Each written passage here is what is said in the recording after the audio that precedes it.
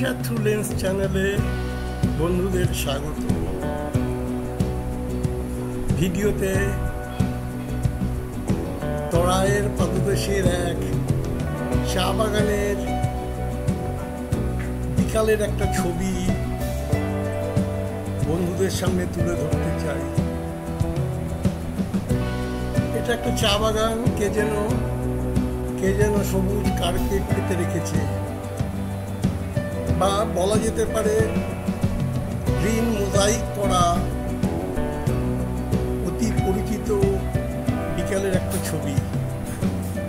কাজ শেষ করে চা শ্রমিকরা ফিরবে এখন। ভিডিওতে দেখছেন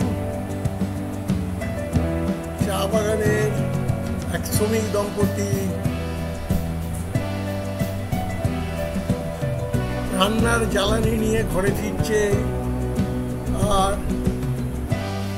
দেখুন, বেশ কিছু শ্রমিক কাজ শেষ করে, যারা সারা বিকেলে দুপুরে খেয়ে আসার পর থেকে